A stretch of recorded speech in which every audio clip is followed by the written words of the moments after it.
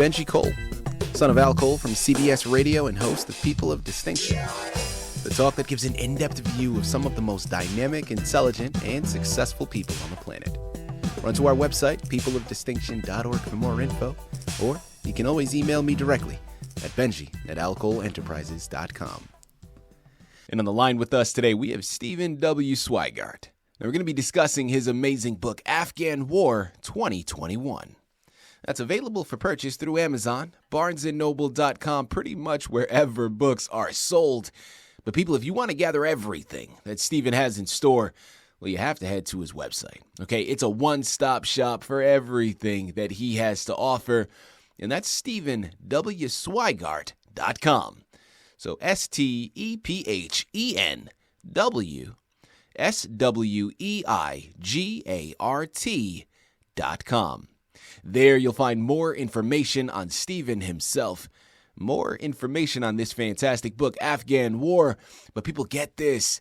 There are another 9 books to date that are available to purchase, okay? 10 books in totality and more on the horizon. And we'll get to those future titles a little later on in the interview. But people, I'm telling you, Stephen has enough to keep you occupied.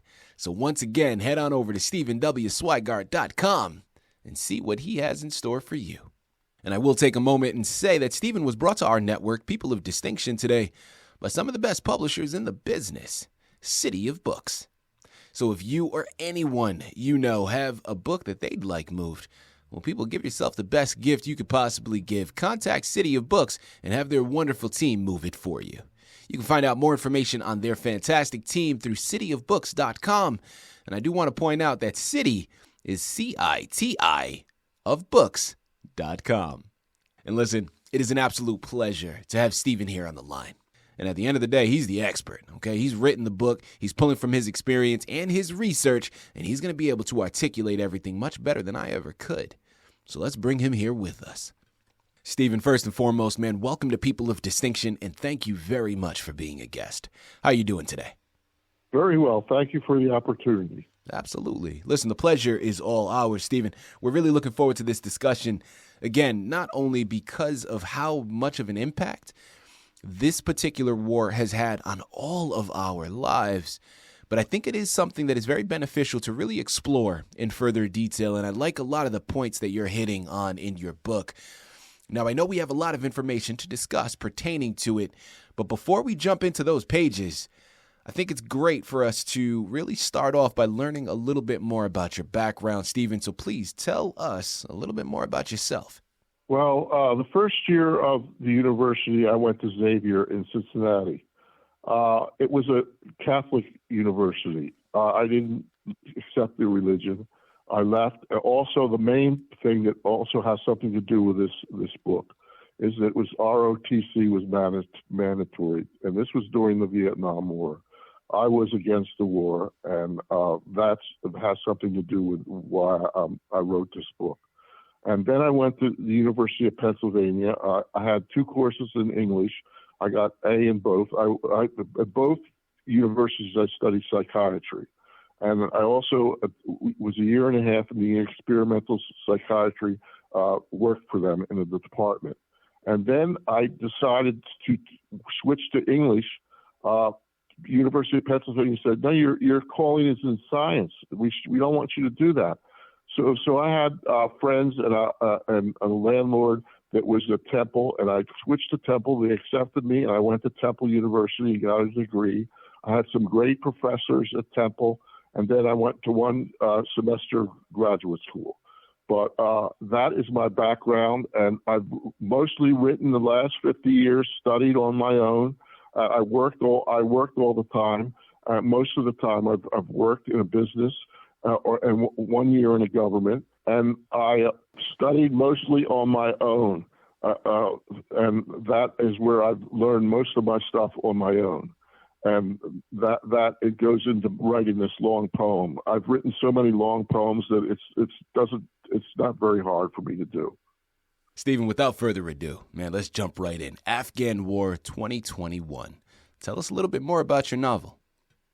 Well, it starts in 2001, And I take things from the government, and I start in 2001. I end at the end of 2021. And I follow the war all the way through. And I give my own points of view on sometimes. And I also have in the book some things about my life and some things about that have to do with the book and some current events. But basically, it's the war, and it follows the war through. I took it from government facts, and I also took it from some Muslim newspapers. I got some information from the book, and some from American newspapers, United States newspapers, and that follows the war. I followed the war all the way through. Mm-hmm. Now, Stephen, let's talk about inspiration for a second, okay? First and foremost, let's start with this particular narrative before we broaden it. What inspired you to write this narrative? Well, it's been a big problem for 20 years for our society. And as I say in the back cover, we spent $8 trillion, and 177,000 people were killed, and 46,000 civilians. And why did this take place? And nothing was accomplished. And my reason is from the Vietnam Wars I talked about, is we tried to impose our Christian capitalist democracy on other societies, and they really have the freedom of the freedom of choice not to accept that. But I'm not a Muslim, and I don't agree with the Muslim countries. But I don't think we should try to force them to change. We should try to influence them, as Biden said in the beginning of the war, when he came out of the war. Absolutely. I agree with that wholeheartedly. You know, Stephen, let's talk about inspiration some more here. Taking a step back and looking at the totality of the picture, what inspired you to become a creative writer? I read in university Ezra Pound's Canto, so I don't totally agree with everything, but I think that's the greatest work of the 20th century. And then I also read Finnegan's Wake, which I had a course in. And that was inspired me to write Jason the drama, and it's made up language. But I studied on my own the whole myth of Jason, the myth of Jason, from the Greeks, the Germans, to the English, and everything, and the Romans. I made the myth of Jason, and I made a drama out of it in style of Finnegan's Wake. And I make references to the sections I use from history of the myth of Jason. Then I wrote Prometheus the Firebringer, which I did an interview of, and that is about the myth of Prometheus. There's a part, Prometheus Bound, which is saved, but the other two were destroyed. And Prometheus the Firebringer, and then there's also the Curse of Prometheus. I also did a book on that. And then there's the Jesus of Nazareth, the Curse of Jesus of Nazareth, which is about the misuses of the followers of Jesus, of his teachings. And then there's the Antichrist, which I wrote in the late 70s, which is a concrete poem, which is a chorus poem, which has to be read by a chorus and a vocalist read, and that's a concrete poem. Those were my inspirations to further writings.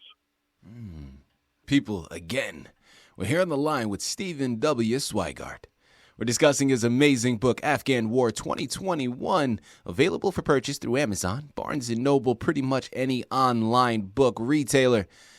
But you want to check out his personal website to really gather everything that he has in store, and that's StephenWSweigart.com. You know, Stephen, next question here, going back to Afghan War, and really a curiosity for myself with this one. What would you say was a highlight for you in writing the book, or if not a highlight? Well, I'll tell you. The thing that impressed me was George W. Bush followed the United Nations and setting up the new government for after we took over, and the United Nations dealt with the Northern Alliance and the former King's Alliance, and left out the Taliban. And that was a big mistake, because that turned the Taliban off, and then they went to war against us. And we might have been able to not have a war if the Taliban would be able to take part in the government. And also now the Taliban revenge us, and they don't want anything to do with anybody else. And that's the thing. And George W. Bush passively went along with the United Nations, and Donald Rumsfeld. And he was very passive. And even though he was inspiration for the war, he wanted the war to stop terrorism. That was the biggest thing that struck me when I read about the war. You know, Stephen, I think we've already started to go into the answer for this next question. But listen, I think it's so important that it's worth doubling down on and repeating if we have. Couple of questions here. First and foremost, who is your intended audience with this book? And secondly, what is the main message that you hope that they receive from it? Well, I like to say that, as I just said before, we can't be forcing, and as President Biden said, our culture on every other country. We have to try to negotiate with them. You know, sometimes that might not be possible, but we can't be just going in with like we did in Vietnam. Now we're friends with Vietnam. We're so-called friends with Vietnam. We have good relations with Vietnam. Not perfect, but good relations. They sell things here that are Vietnamese and et cetera. And we've had the whole Vietnam War, and now they're still communists, and we're friends with them. And this is what I'm trying to say in this poem.